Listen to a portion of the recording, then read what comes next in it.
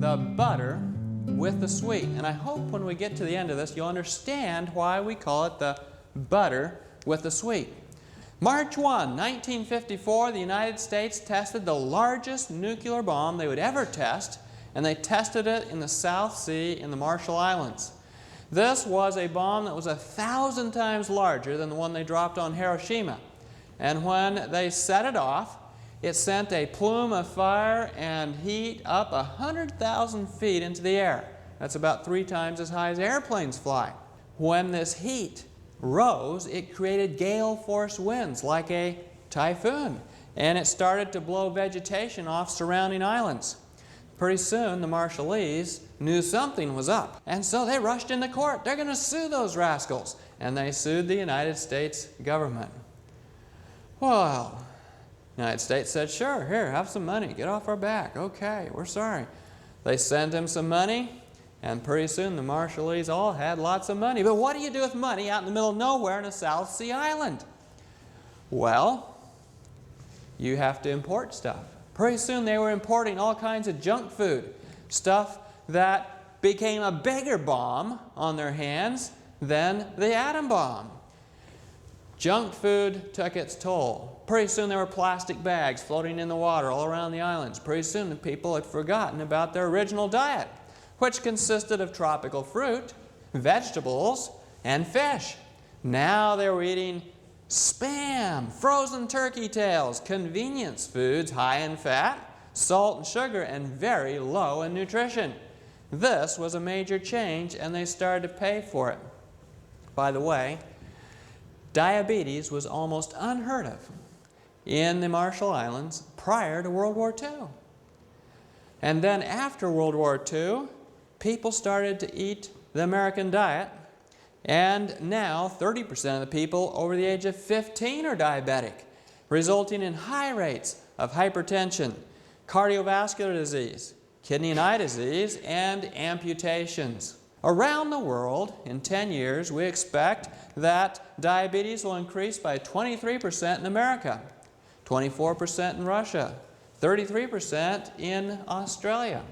But what about the third world countries? Some of these countries are looking at a 44% increase, like in South America, 50% increase in Africa. And they don't have the medical system in place to take care of this kind of disease. They're going to be in trouble.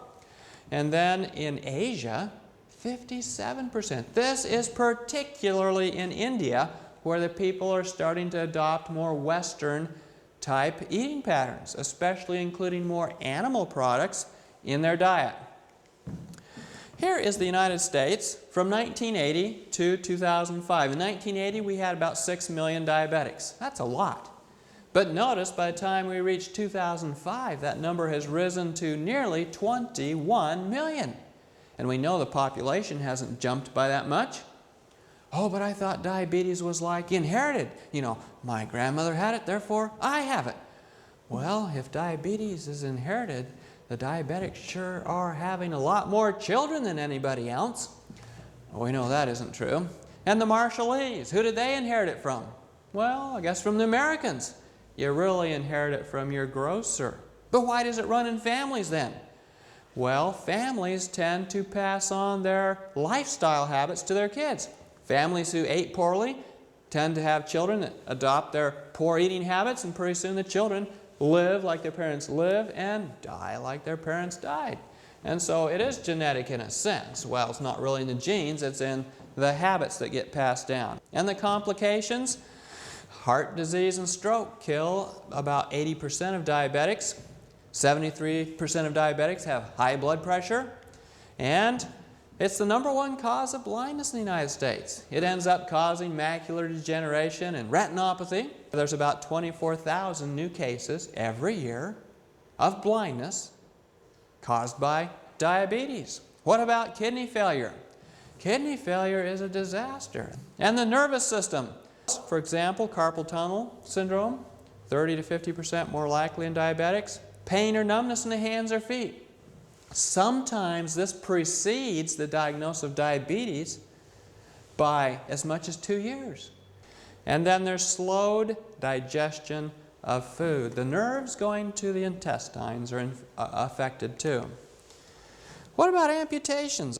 10 times the risk of amputation. In fact, in 2001, there was 81,000 amputations secondary to diabetes. How's that work? Well, a diabetic goes wandering through the house in the night. They don't turn on the lights or something. They kick something. They get a wound on their toe. They never know they have a wound on their toe because they don't have any feeling in their toe. And an infection starts in. Then they notice that there's an awful lot of brown liquid or staining on their socks if they're wearing white socks, or maybe a little blood. And then by then the infection is taken off and maybe down to the bone. And what about the brain of the diabetic? You know, diabetics have changes in their personality. It's interesting, I had a patient, he came to these meetings, I talked about diabetes, he went home, he started practicing it. His disposition improved so much that his sister, who was usually at odds with him, decided she better come and learn about this too, because this was great stuff. Mood and memory changes. More likely to get depressed, 10 to 35% more, and their brains begin to shrink.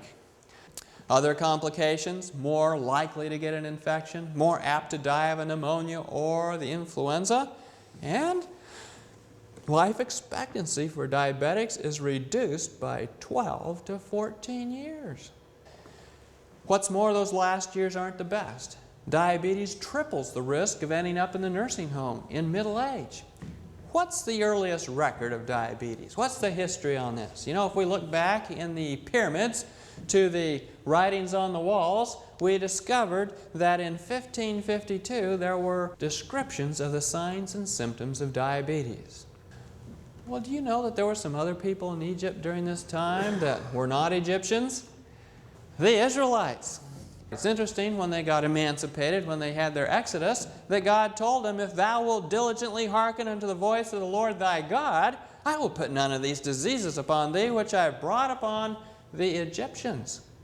Apparently, he had told them something that would save them from diabetes. You know, the Egyptians not only had diabetes, but they had heart disease, they had cancer, they had cataracts, they had a number of the diseases that people suffer from today. And if you remember on this Exodus, the children of Israel became interested in getting some of the food they used to eat in Egypt, including flesh pots. What is diabetes anyway? Well, diabetes is too much sugar. Too much sugar in the blood, too much sugar in the urine. Just a little too sweet, huh? Well, way too sweet, you might say. In fact, if we look at a fasting blood sugar test, we discover that a normal range should be between 70 and 99. We've put in a new category, and that is pre-diabetes. That would be 100 to 125 fasting blood test. And if it goes over 125, we say the individual has diabetes. So if diabetes is too much sugar in the blood or urine, what causes diabetes? This was a question that puzzled James Anderson. James Anderson is a diabetologist at the University of Kentucky. He decided, okay, we're going to figure out what causes diabetes. We're going to give people enough sugar to cause diabetes. So he started feeding a group of people sugar. I emailed him. I said, did you feed them a pound of sugar a day? He says, no, I fed them 2 pounds of sugar a day. I said, wow. And so he started feeding them 2 pounds of sugar a day. And then looking at the blood and looking at the urine to see how much sugar would show up there. 1 day went by, no changes. 2 days went by, no change. 1 week went by, no changes in their blood sugar or sugar in the urine. 3 weeks, 5 weeks, 10 weeks, 13 weeks, and no signs of diabetes. Whoa, well, okay, what's going on here? If sugar isn't causing diabetes, then what is? Well, they went on to do some more studies. They started looking at fat and diabetes. Here, if we have a diet that's low in fat, 17% of calories coming from fat, your risk of diabetes doesn't go up appreciably. It stays very low. But if you're getting a high-fat diet, say 46% of your calories coming from fat, your risk of diabetes goes up 40%. Well, that's quite an increase.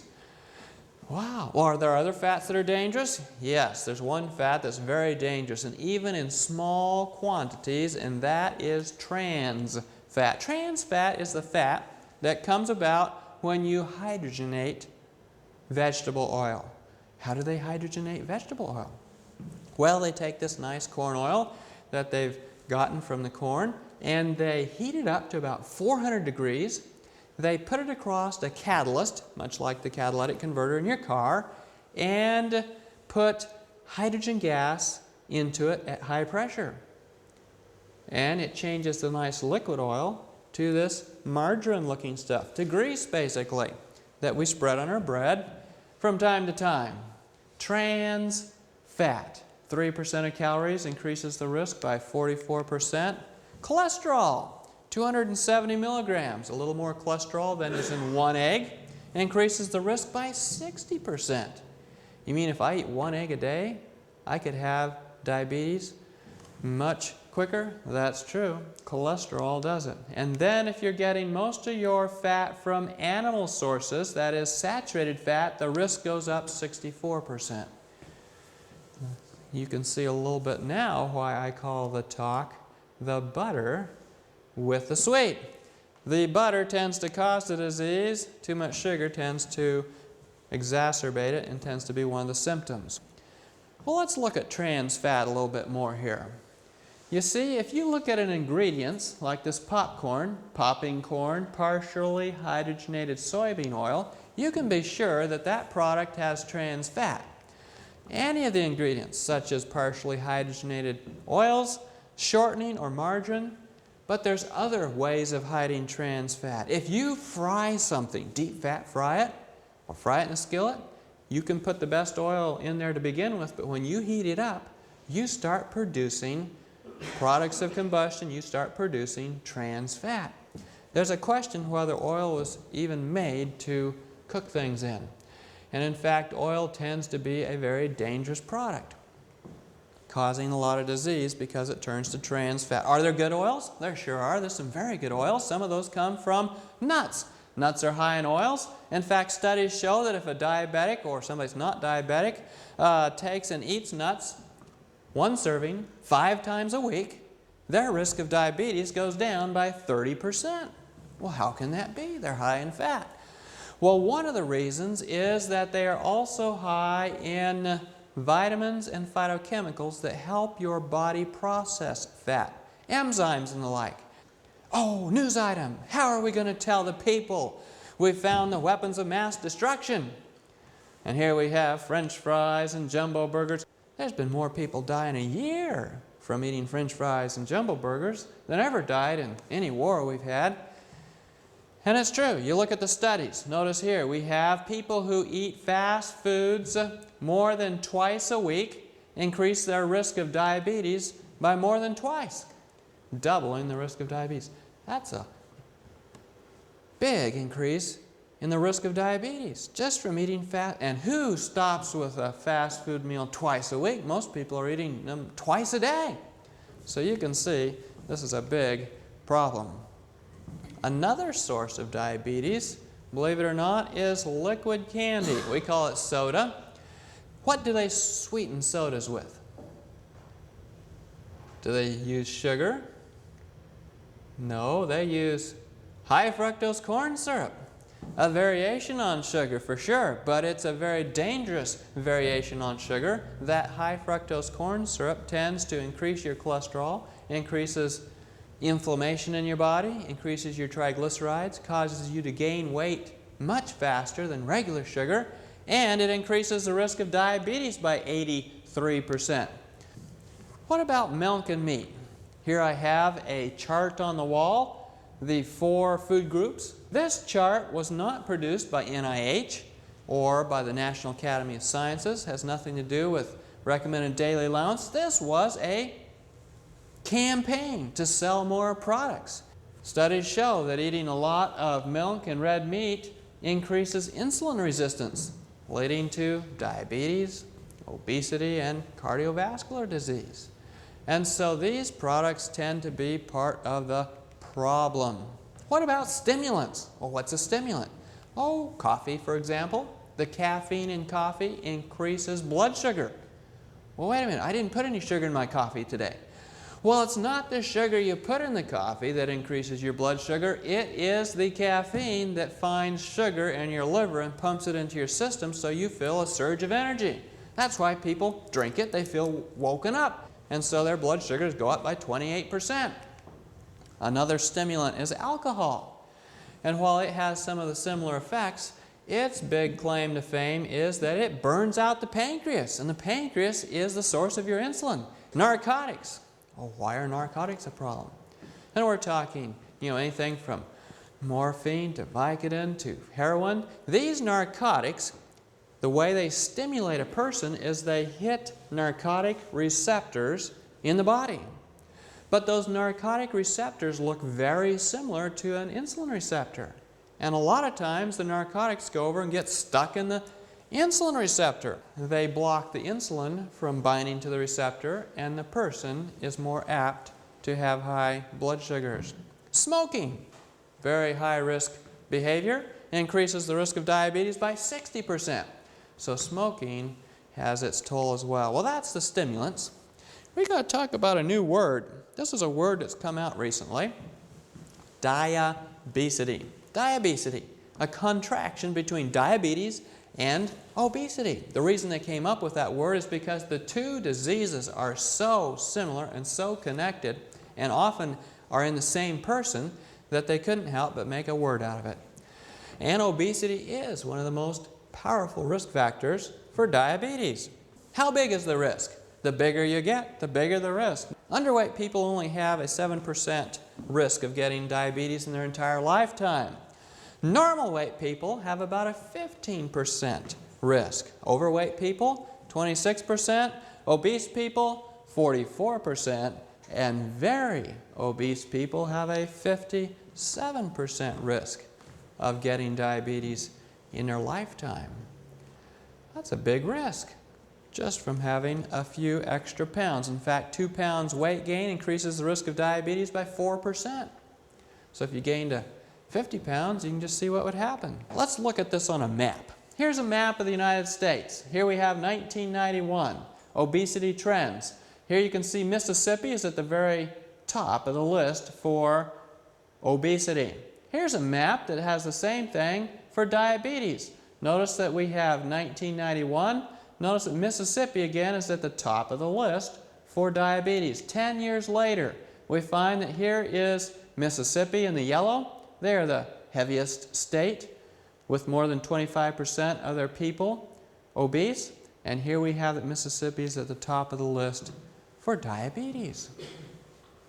Obesity increases diabetes. Anybody know what this machine is? A CT scan. This CT scan is used to take a picture through the middle of a person. The pictures would look about like this. You notice that there is white around the outside of a person. That's fat. We all have a layer of fat. Notice for the normal person on this side that there is a little fat around the kidney. This picture was taken from a normal person. Over here we have a picture taken from a type 2 diabetic. Notice there's more fat on the outside, but look how much more fat there is around the organs. Organ fat, visceral fat. This fat is dangerous. Why is it dangerous? Well, if we take your temperature if you're healthy should be somewhere around 98.6. That's your oral temperature, your mouth temperature. But if we check the temperature of your body deep inside, what we call your core temperature, it could likely be 99 or 100. It'll be higher. Well, what happens to fat if you take a chunk of fat, put it on the table, leave it there for a few days at 100 degrees? Goes rancid. That's right. It goes rancid. It goes bad. And that's what happens inside of people. That fat is more likely to go bad. Now, your doctor isn't going to tell you you're going rancid because you'll probably go find another doctor. But that's exactly what's happening. We measure the results of having too much fat in there, and what happens is your oxidative stress goes up, your inflammation goes up. You get free radicals floating around your body. Oxidized fat, fat that is rancid. And these oxidized fat particles, as they go through the body, they zap things. They end up getting caught in a kidney and zap a kidney cell. They get caught in the eyeball. They end up causing macular degeneration or retinopathy. These things go through your skin and cause skin problems. These are very dangerous for your heart as well. They increase cardiovascular disease. Well, now that I've told you all that and you have a lot of stress, we're going to talk about stress. That's no fair. Well, here's the connection. Stress raises the body's stress hormones, but it also unbalances the whole hormone system in the body. And thus it starts to increase central obesity. By central, we mean amount around the middle. And it increases cardiovascular disease. Just this stress, psychological stress, and it increases diabetes quite dramatically. In fact, type A personalities have more diabetes than type B personalities. And so stress is a major factor. I've talked about how diabetes increases with weight gain. But why does diabetes increase with weight gain? You see, when the fat cells start to get fatter, they start deciding they're full and they don't want any more sugar.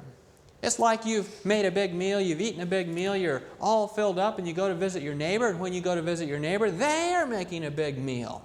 And you walk in, they say, "Oh, so glad to see you. Please come in. We just made the best family dish we've ever made. It's just like my grandmother used to make. You've got to try some. Here."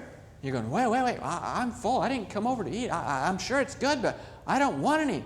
And they go, "Oh, come on, just a little bit. Just I'm full. I'm sorry." And that's what the fat cells say. They say, "I'm full." And this happens to fat cells. This happens to muscle cells, which accumulate fat as well.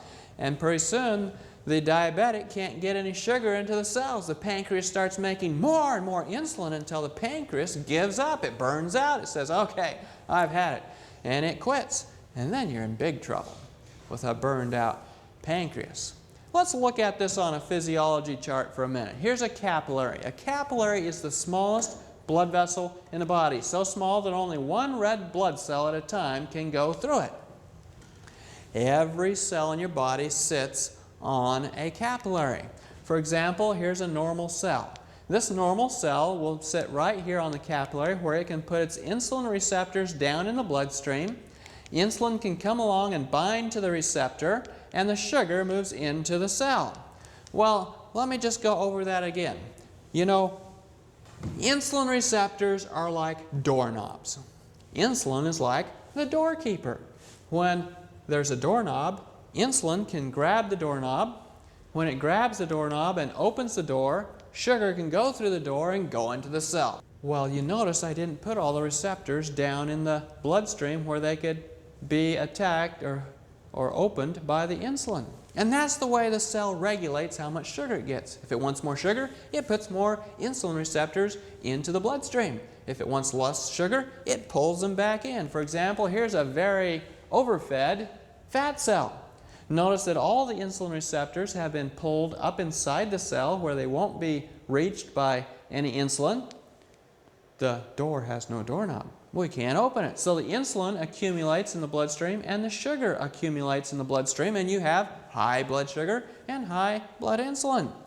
On the other hand, we have a diabetic, let's say, who has this problem, and they start exercising, they start moving, when they start exercising, the cell gets hungry. It puts all its receptors down into the bloodstream. Insulin can come and bind to the receptors, and the sugar moves in to the cell. What did I say made the cell hungry?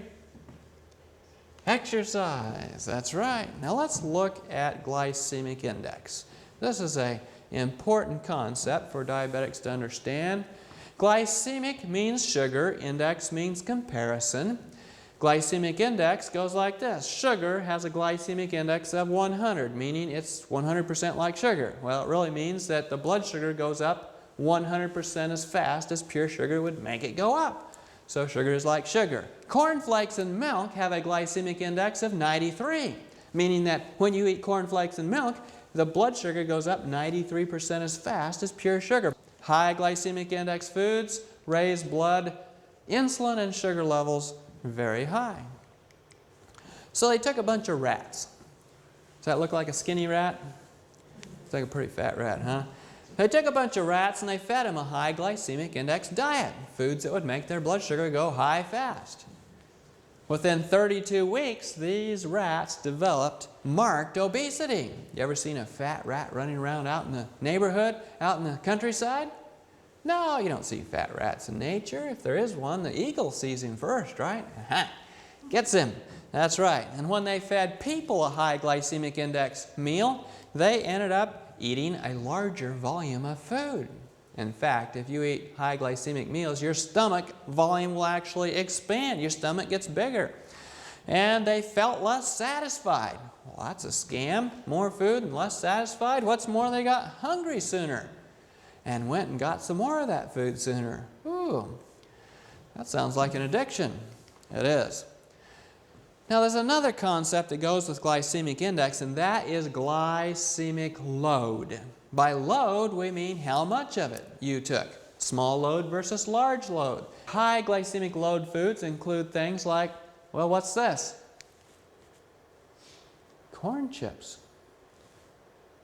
Cheese nachos. Well, why aren't they whole grain?